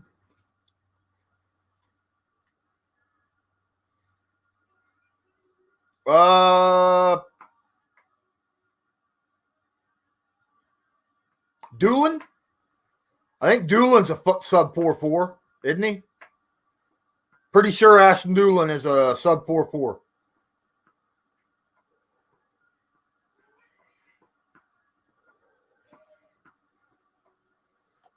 Here's something else. He's talking about Phillip Rivers hitting Hines out of the backfield. Marlon Mack was catching balls like a crazy person out of the backfield in training camp from Phillip Rivers. Something everyone says Marlon Mack couldn't do over his first 2 seasons. In training camp, Phillip Rivers was throwing to him all over the place. And Marlon Mack was catching everything and running with it. And I said this in earlier streams previously, that Marlon Mack can catch the football if he's given thrown the ball with a catchable pass. 2 of his 3 seasons that Marlon Mack played, he didn't have a good quarterback that could throw short yards, dump off passes. He had 2017 and 2019. He had Jacoby Brissett throwing laser beams at him from 5 yards away. But if you look at 2018, when Andrew Luck would pass it to him, he would catch and go, 20 yards, 25 yards, 30 yards, 15 yards. Rivers can throw that swing pass and give a catchable football. Marlon Mack is going to eat people alive, much like what you're talking about Steven Eckler did last year. Mack is going to have an absolute fantastic time. Now, Jonathan Taylor apparently has been having a little bit of issues catching the football because he's catching it on his chest rather than watching it go into his hands. But Mack is a beast at it. I'm really excited to see Hines in special teams too. I want to see him continue where he left off at the end of last year. We'll lose a couple players. But I'm going to tell you what. If we have a really good season this year, sorry, I was getting really excited. we have a really good season this year. Expect Nick Sirianni to be on a different team. Eberflus has talked about possibility too, but I think Nick Sirianni might end up being a head coach next year.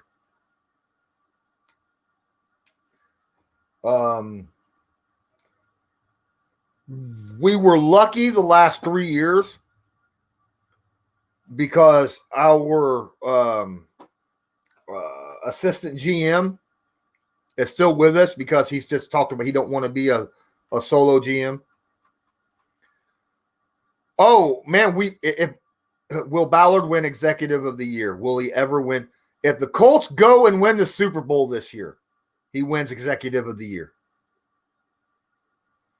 because he'll have taken a team that won what? 4 games? Was that what they won in 17? 4 games? And then 3 years later, win a Super Bowl. I'd say that's Executive of the Year right there, right? I mean, and I think the Colts have a shot. I mean, they got the team to do it. They got the talent. The thing that's holding them back is their youth. And you know what's really weird? Colts last year would have been the youngest team in the NFL if it was not for number 4, the kicker, the GOAT kicker of all time, right? Adam Vinatieri. Then we no longer have Adam Vinatieri, but we go off and we sign 39-year-old Phillip Rivers, which again raises the average of the years of the Colts players. So do I think Glow will improve his pass blocking? I think he improved it last year. I think Glow actually improved somewhat last year. He's still a dominant run player. I think Glowinski's darn near as good a run blocker as you could have at guard. All right. Pass blocking, his problem, if it's one-on-one, he's good. He has problems with picking up a blitz, and that has a lot to do with communication between the center and the tackle and him, okay? Picking up blitzes.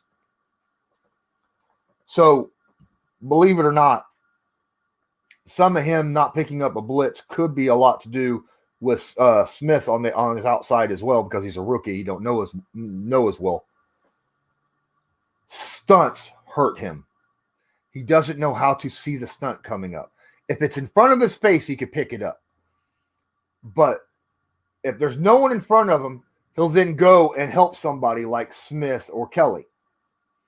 And then a stunt or a delayed blitz will come, and he's not able to get back to it fast enough, and that's why he gives up those sacks. I think that's something that he'll improve on this year. I think that's something that the O-line coach will be working with him. And I think that, Ryan Kelly is a very smart center. And I'm sure that he will kind of I'm sure all the offensive linemen work together because you're only as strong as your weakest link, right? And I'm sure each of the offensive linemen work with each other to build each other up. The depth, yeah. Good Lord, they only got 2 backup offensive linemen, don't they? They only got 7 miles on the offensive line. Smith has a lot of room to improve on pass blocking. Yes, he does. Do I think Campbell mainly operates in the slot or outside? I think he'll be mostly a slot this year, Brock. But don't knock that down. I think Campbell will be the slot, and he'll also have the most targets and yardage by the end of the year. Not the most touchdowns, but the most targets and yardage. I don't know either about Chaz Green. I can't give you any kind of option for that. I don't know. Oh, there's a lot of things that I don't know, but I'm hoping to. We're going to find a few things out against Jacksonville, but like I was saying earlier, please, guys, don't base how the Colts look for the season off this first game with the Jaguars. that very well, the Colts could very well drop a 50 burger on Jacksonville. And if they do, don't get too hyped. Get excited for the win. If the Colts beat Jacksonville by 3 points or by 50 points, either way, be excited for a win. But don't read too much into it. There could be some sloppiness, like we saw in Thursday night game with Texans and Kansas City, right? A lot of sloppiness in tackling because there hasn't been live tackling yet. This is the first game of the year of live tackling. So there could be a lot of broken tackles, especially in the run game. So let's be careful on that. I don't like Clark. Okay, now hold on. Pinter's a good pickup. I hated Clark. I hated LaRaven Clark his rookie year. I hated LaRaven Clark last year. But all reports that I hear is that he has drastically improved over this past offseason. Now, I haven't seen him, obviously. I saw him last year because training camp, I was there. I watched him in training camp, and I still didn't think he was very good. But there wasn't a training camp this year. Otherwise, I'd give you more information, but I couldn't go to training camp. And obviously, there was limited number of seats for media, and I wasn't allowed to have a seat because I'm not high on that hierarchy yet.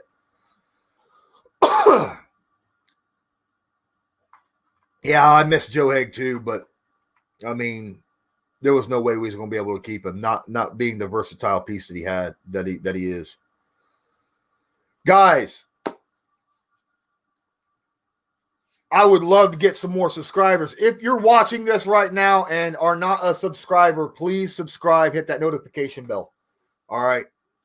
I need more subscribers so that I can reach that 1K mark. Okay. I'd like to hit that 1K mark before week 3. And I've only got 500 and some people that subscribe. And it's sad. I got 530 subscribers. I feel as though I do a good job. I feel as though I do well at acquiring information, sharing my thoughts and feelings with you guys, interacting with you guys. I try to do my best. And if you got any kind of suggestions for me, feel free, drop them in the comments. I'd be more than happy to go over them and talk with you guys. I know you see me in the comments. I talk to everybody in my comments on my streams. So I really appreciate everyone here. Please share to all your social media. Make sure you hit that like button and subscribe and hit the notification bell. I don't know if I'm going to live stream reactions tomorrow. I may do clips for specific plays and then string them all together and release a reaction video. Does that make sense? Like after big plays happen during the game, at that point, I'll record my reactions to that and then string those together and then upload that. I think that would be great. Thanks for the compliment, Steven. Thanks for the compliment, Justin. Will we need to sign another cornerback, or do you believe we have enough? We'll need another cornerback. I think we're going to need another corner. We're really light in corner. We're heavy on the front seven. We're light on cornerback, and we're light on offensive line. And last year we were saved for the offensive line because they all 5 started all 5 games or all 16 games. But cornerbacks is definitely, we had injuries in the defensive back position all year last year. So Walter with the great suggestion. Everyone bring one person to my show. That would be awesome. I'd really appreciate that. Guys, also, Sportscaster. I'm on Sportscaster. Every day I stream on Sportscaster, okay? Every day. Now, it's not always Colts. Most of the time it's not because I cover the entire – I am the sports analyst reporter for Sportscaster. So if you like what I talk about, my knowledge and stuff, feel free to go to Sportscaster. Look me up. Lawrence Owen. Right? And that's me. And you can give me a follow there. Convince Tell to opt. You can't opt back in. Once you opt out, you're done. Jack Adams, big game tomorrow. You're right, man. Go Colts. Jack, what's your if you guys haven't already put your game prediction, score prediction in there, drop it in there because I'm getting ready to end this stream because I've been going for 2 hours and my throat is really sore right now. I just hit the 2-hour mark. Thanks, Nick. Appreciate you. Someone's knocking on my front door. It's a Dwight Freeney jersey, my guy. Dwight Freeney. If you like I said, if you haven't posted, please post. I got to go though. I will talk to you guys later. Love everyone here. Please share, hit the like button, subscribe, and until next time, 27-14 Jack Adams. Awesome. Oh, Master Blaster. That's okay. You can rewatch it, man. Don't forget, hit the like button. I'm sorry, I got to go. Talk to you later. I got guys downstairs. Company. 28-10, 31-17. All you guys. Awesome. Awesome. Good scores. I'm sorry I have to leave early. Don't forget, share, subscribe, notification bell, like, and I will upload my reaction video tomorrow to the game. Go Colts.